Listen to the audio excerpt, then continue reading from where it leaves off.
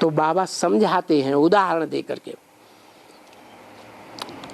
मिलाकर एक कर देते हैं। पता नहीं कहते हैं, क्या क्या कहते हैं, पता नहीं क्या क्या कहते हैं।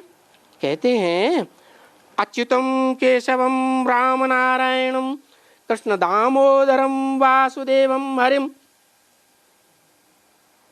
श्रीधरम माधवम गोपिका वल्लभम जानकी नायकम रामचंद्रम भजे। कितने नाम इकट्ठे कर दिए हैं। भक्त लोग क्या समझते हैं, ये अलग अलग देवताओं के नाम है या एक के ही नाम है? भक्त लोग समझते हैं ये तो अलग अलग के नाम हैं। लेकिन बाबा अभी क्या साबित कर रहे हैं? हैं श्रीधरम। किसको कहते हैं? श्लोक शुरू होता है अच्युतम केशवम से। अच्युतम माने क्या है? च्युत माने नीचे गिरना। क्या नीचे गिरा माने च्युत। अच्युतम माने है जो नीचे न गिरे। अरे क्या नीचे न गिरे? हाँ, शक्ति नीचे न गिरे, शक्ति पात न हो, उसको कहते हैं अच्युतम। तो ये किस आधार पर बोला? एक के लिए बोला है या दो के लिए बोला है? कौन एक? अरे अच्युत है? कौन अच्युत? अरे बोलो ना। शिव बाबा। शंकर नहीं, शंकर नहीं है। शंकर को अमोघ वीर्य नहीं कहते शास्त्रों में? कहते हैं कि नहीं? माना संपूर्ण स्टेज बनती है जब पुरुषार्थ की, तो दोनों आत्माएं कर्म से मिलकर के संस्कार से एक हो जाती है। इसलिए नाम क्या दे दिया है? अच्युतम। ऐसे ही केशवम,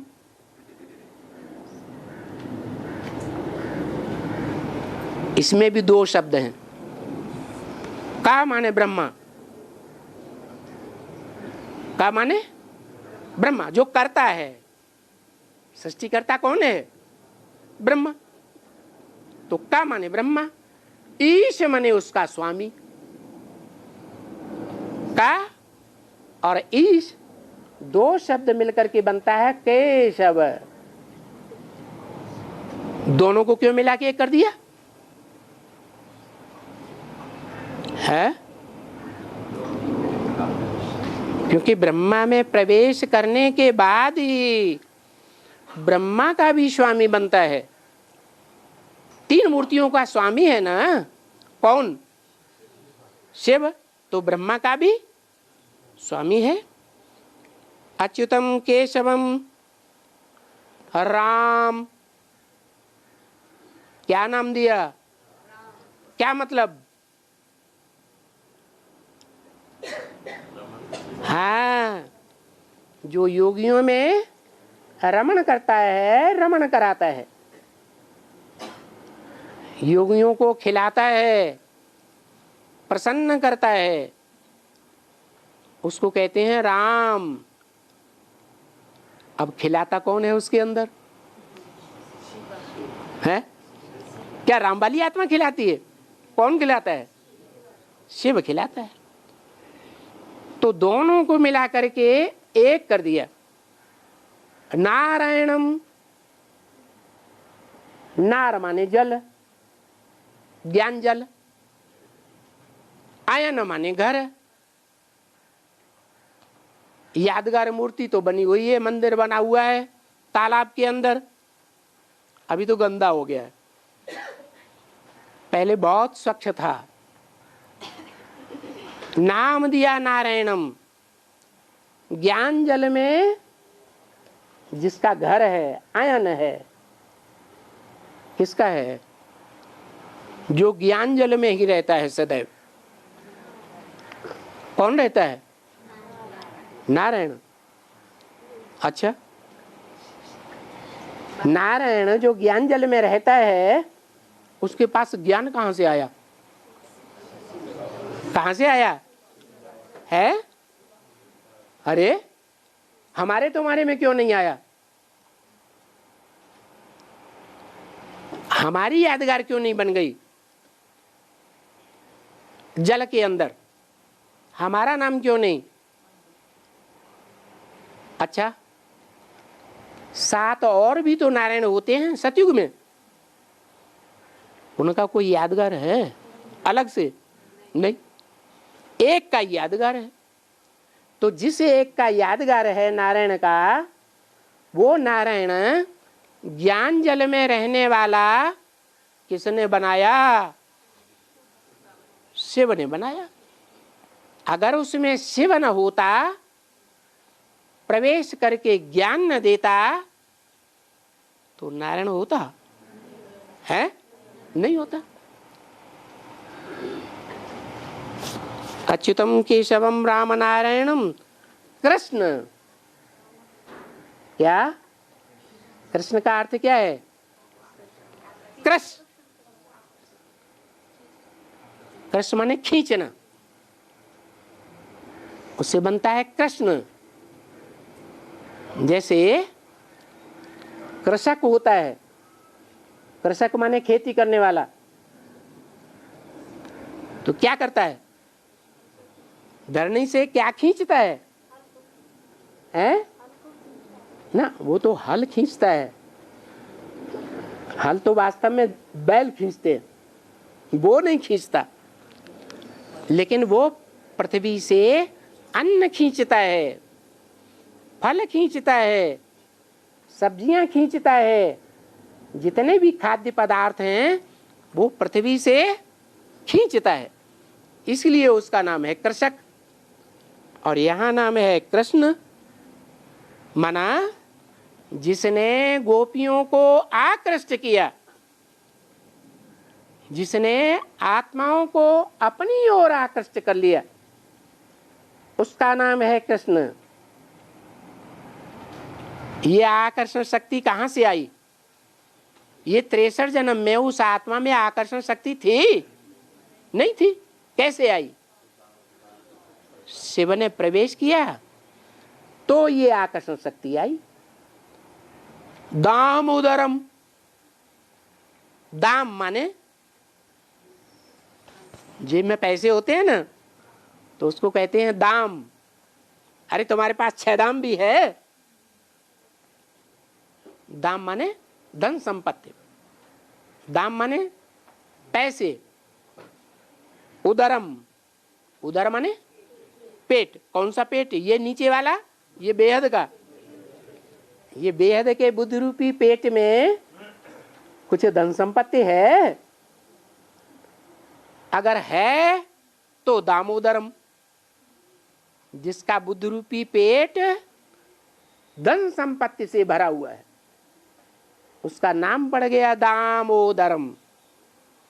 जिसके उदर में धन संपत्ति भरी हुई है ज्ञान की। अच्छा, भरी हुई है, लेकिन भरी किसने? यहां भी शिव बाप ने भरी। तो ये सारी बातें एक के ऊपर लागू हो रही हैं कि अनेकों के ऊपर? एक के ऊपर लागू होती है। वासुदेवम, क्या? वासुदेवम। वसु कहते हैं, वसु मानी धन संपत्ति, और उसके बच्चे का नाम है वासु। वासु की नाग का भी नाम सुना होगा, सुना ना? तो वो है वासु की नाग। और ये है वसुदेव का पुत्र वासुदेव।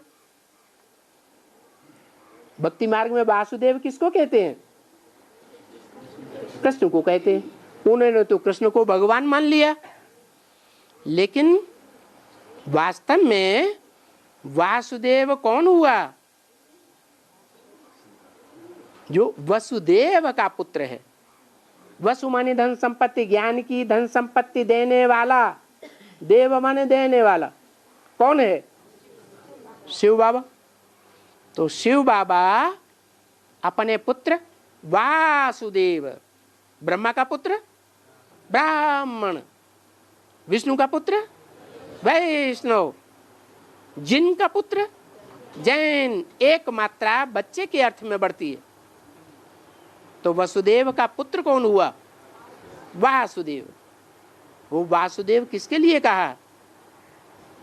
उन्होंने तो कृष्ण के लिए लगा दिया, लेकिन वासुदेव है कौन? है जो धन संपत्ति, ज्ञान की धन संपत्ति देने वाले का पहला पुत्र है। कहते हैं देव देव महादेव,